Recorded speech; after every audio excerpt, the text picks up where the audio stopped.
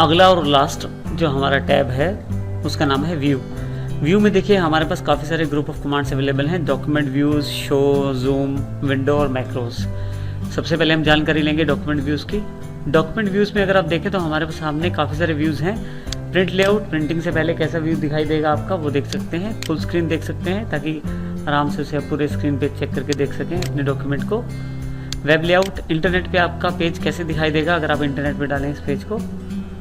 Drafting में आपका page कैसे दिखाई देगा।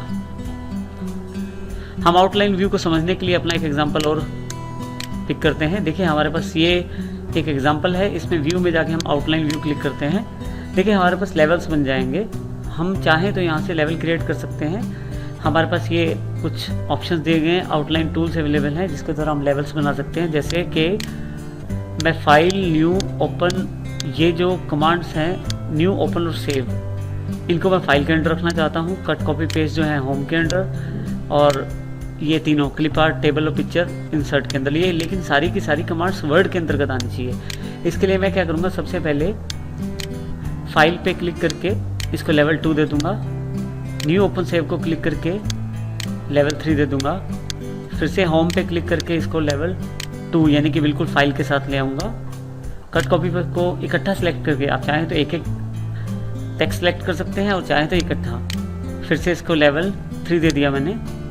इंसर्ट जो है उसको फिर से लेवल 2, और ये फिर से मेरे पास लेवल 3। जो वर्ड है जो मेरे पास विदाउट लेवल है उसको मैं नंबर 1 लेवल दे दूंगा। देखिए अब ध्यान से देखें, इन सबके सामने प्लस और माइनस के निशान आ रहे हैं। इससे हमें बेनिफिट क्या है कि हम बड़े से बड़ा डॉक्यूमेंट उसे समराइज करके देख सकते हैं। जैसे इंसर्ट पे डबल क्लिक करता हूँ तो उसका मेन्यू ऑफ हो जाता है। होम पे डबल क्लिक करता हूँ तो उसका मेन्यू ऑफ, फाइल पे क्लिक करता हूँ तो उसका मेन्यू ऑफ, और वर्ड पे अगर क्लिक करता हूँ तो ये भी समराइज हो जाएगा। तो इस तरह से आप देखें हम लोग इन आउटलाइन टूल्स का प्रयोग करके अपने डेटा को या अपने टेक्स्ट को या अपने डॉक्यूमेंट को समराइज रूप में भी देख सकते हैं। अब यहाँ से क्लिक करके शो लेवल, कितने लेवल तक आप देखना चाहते हैं, 2 तक, 1 तक, 3 तक, जितने तक आप लेवल देखना चाहते हैं। 1 चाहे तो 1, 2 चाहे तो 2 और 3 चाहे तो 3। अगर आप ऑल लेवल चाहें तो ऑल लेवल्स पे क्लिक कर दीजिए अगर इसके अलावा लेवल और उपलब्ध हैं आपके पास। इसके अलावा शो टेक्स्ट फॉर्मेटिंग है, आप विदाउट फॉर्मेटिंग के भी टेक्स्ट देख सकते हैं। शो फर्स्ट लाइन ओनली, इस पर आप केवल फर्स्ट लाइन देख पाएंगे।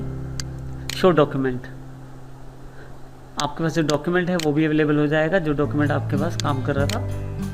और क्लोज आउटलाइन व्यू क्लिक करके हम वापस अपने नॉर्मल व्यू पे वापस आ सकते हैं।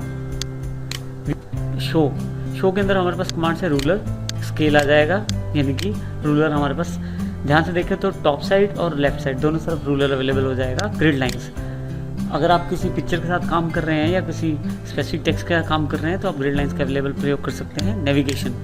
नेविगेशन में बेनिफिट ये है कि आप बिल्कुल जैसे अभी हम बात कर रहे थे आउटलाइन व्यू में, इसी तरह से आप इसमें भी आप देख सकते हैं समराइज व्यू। आप जिस पे क्लिक करेंगे वहीं पे आपको ये नेविगेशन पेन ले जाएगा।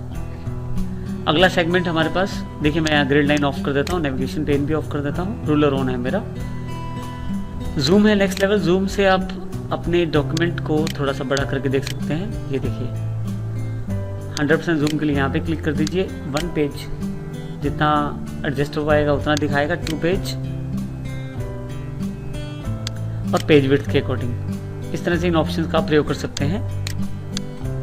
यहाँ से भी आप जूम का प्रयोग कर सकते हैं, जूम बढ़ा या घटा सकते हैं अपनी आवश्यकता अनुसार। इसके अलावा अगर आप ध्यान दें राइट क्लिक अगर आप करें तो जूम, अगर आप स्टेटस बार पे राइट क्लिक करें तो जूम और जूम स्लाइडर यहाँ से ऑन ऑफ भी कर सकते हैं अपनी आवश्यकता अनुसार। नेक्स्ट कमांड हमारे पास अवेलेबल है न्यू विंडो।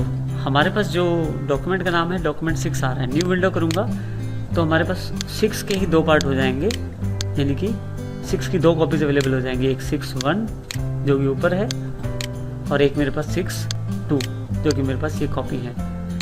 अरेंज ऑल करूँगा तो जितने भी मेरे पास विंडोज़ ओपन है इस वक्त, ये देखिए लोग अरेंज ऑल करेंगे। अगर कोई डॉक्यूमेंट बड़ा है, स्प्लिट करके देखना चाहते हैं तो वो भी पॉसिबल है। माउस रखें, माउस के साथ क्लिक करें, जहाँ से आप स्प्लिट करना चाहते हैं क्लिक कर दें। ये देखिए क्लिक करके स्प्लिट का ऑप्शन अवेलेबल हो जाएगा। देखिए नीचे वाला पार्ट मूव कर रहा है, ऊपर वाला अलग से मूव कर रहा है, तो इसलिए हमने एक ही फाइल को 2 पार्ट्स में स्प्लिट कर दिया है ताकि हम अपने डॉक्यूमेंट को ऊपर या नीचे से चेक करना चाहते हैं तो वो भी कर पाएँ। स्प्लिट हटाने के लिए रिमूव स्प्लिट कर दीजिए, वो हट जाएगा। दो डॉक्यूमेंट्स को साइड बाय साइड देखने के लिए view side by side click कर दीजिए। दूसरा डॉक्यूमेंट कौन सा है, क्योंकि मेरे पास 3 डॉक्यूमेंट खुले हुए हैं, डॉक्यूमेंट 1, 6 पार्ट 1 एंड फर्स्ट। मैं 6.1 के साथ हूँ, तो देखिए मेरे पास दोनों तरफ से डॉक्यूमेंट ओपन हो गया है। खास बात है लेफ्ट साइड जब मूव करता हूँ मैं, तो मेरे पास देखिए दोनों तरफ के डेटा या दोनों तरफ का डॉक्यूमेंटेशन मूव करता है। फिर से मैक्सिमाइज करके मैं इस ऑप्शन को बंद कर सकता हूँ। सिंक्रोनाइज स्क्रॉलिंग का अर्थ यही था कि हम दोनों तरफ से अगर मूव करें तो दोनों तरफ जो मूविंग है वो इकट्ठी होगी। रीसेट विंडो पोजीशन, दोबारा से वापस उसी पोजीशन पे दोबारा रीसेट करेंगे, दोबारा उसी पोजीशन पे आपके पास चला जाएगा। स्विच विंडोज, अगर आप किसी दूसरी विंडो पे यहीं से जाना चाहते हैं तो आप क्लिक कर दीजिए, जैसे डॉक्यूमेंट 1 पे, ये आपके पास डॉक्यूमेंट 1 खुल गया। यहाँ से आप मैक्सिमाइज करके इसे देख सकते हैं। इस तरह से आप विंडो ऑप्शंस का प्रयोग कर सकते हैं। नेक्स्ट ऑप्शन हमारे पास जो अवेलेबल है वो है मैक्रोस के रूप में। ऐसा कार्य जो आपको कई बार करना पड़ता है अपने डॉक्यूमेंट्स में और बार बार करना पड़ता है, उस कार्य के लिए आप मैक्रोस बना सकते हैं। मैक्रोस बनाने के लिए मैक्रोस पे क्लिक कीजिए। देखिए यहाँ 2 ऑप्शन अवेलेबल हैं, व्यू मैक्रोस और रिकॉर्ड मैक्रोस। अब रिकॉर्ड, क्योंकि हमारे पास अभी कोई मैक्रो अवेलेबल नहीं है, इसलिए हम रिकॉर्ड मैक्रो पे क्लिक करेंगे। आप जो नाम रखना चाहते हैं मैक्रो का वो नाम रख दीजिए। 2 ऑप्शन है यहाँ पे हमारे पास, बटन के साथ मैक्रो बनाना और कीबोर्ड के साथ। पहले हम बटन के साथ बनाएंगे, बटन पे क्लिक कीजिए। ये जो आपका मैक्रो का ऑप्शन यहाँ अवेलेबल है आपके पास इस वर्ड ऑप्शंस में, यहाँ से आप इसे ऐड कीजिए। अगर आप ऐड करते हैं तो एक क्विक एक्सेस टूल बार यानी कि यहाँ ऊपर दिखाई देगा। अगर आप ऐड नहीं करेंगे तो फिर दिखाई नहीं देगा। अब ये देखिए, ये पहले एक बटन पहले है और एक मैंने ऐड किया है, तो ये दोनों एक जैसे दिखाई दे रहे हैं। मैं चाहूँ तो इसे चेंज कर सकता हूँ। मॉडिफाई पे जाइए। अब यहाँ कोई और आइकॉन ले सकते हैं जिससे कि वो थोड़ा बटन अलग दिखाई दे। इसके पश्चात इसे ओके कर दीजिए। एक कैसेट का निशान आ जाएगा आपके एरो के साथ, इसका मतलब रिकॉर्डिंग आपकी शुरू है। अब जो कार्य आप करना चाहते हैं वो करें। जैसे मैं होम पे जाता हूँ और अपना एक लोगो तैयार करना शुरू करता हूँ।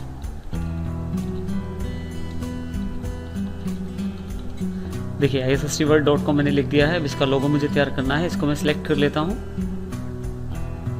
बोल्ड, और उस पर कुछ टेक्स्ट इफेक्ट्स प्रोवाइड कर देता हूँ जिससे सुंदर लगे ये। तो ये मेरा लोगो तैयार है। अब मैं व्यू पे जाके मैक्रोस पे जाके रिकॉर्डिंग स्टॉप कर देता हूँ। देखिए मेरी रिकॉर्डिंग स्टॉप हो गई और वो कैसेट का निशान भी चला गया है। इसी तरह का लोगो अब जहाँ भी मुझे बार बार डालना है, मैं सिर्फ ये देखिए मेरे पास क्विक एक्सेस टूल बार में बटन ऐड हो गया है, जो बटन मैंने लिया था वहाँ से।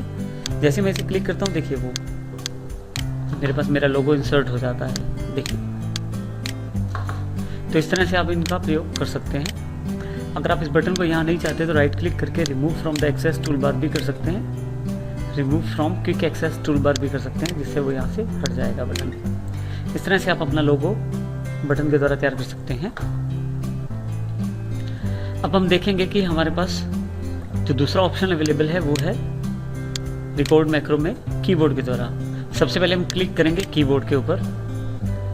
यहाँ से हमें सबसे पहले शॉर्टकट की असाइन करनी है, जिससे कि हमारा जो लोगो या जो कंटेंट है वो कंट्रोल और या कोई की दबाते ही हमारे पास अवेलेबल हो जाए डॉक्यूमेंट में। इसके लिए सबसे पहले मैं कीबोर्ड पे कंट्रोल की को प्रेस करके रखता हूँ और साथ में कोई नंबर की दबा देता हूँ शॉर्टकट प्रोवाइड करने के लिए, जैसे कि Ctrl+1 यानी कि 1।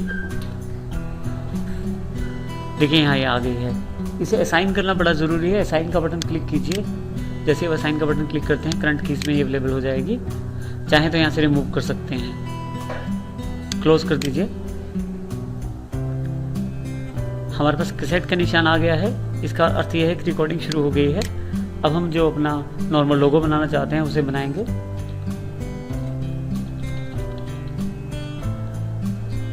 मैं इसे सिलेक्ट कर लेता हूँ, बोल्ड, और इस पे एक इफेक्ट दे देता हूँ।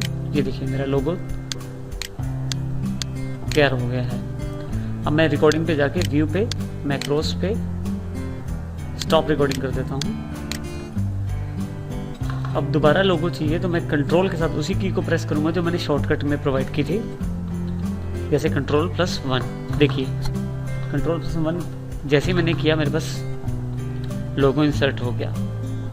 इस तरह से आप कीबोर्ड और माउस या आप कीबोर्ड और बटन दोनों के द्वारा यानी कि शॉर्टकट और बटन दोनों के द्वारा इसका प्रयोग कर सकते हैं मैक्रोस का।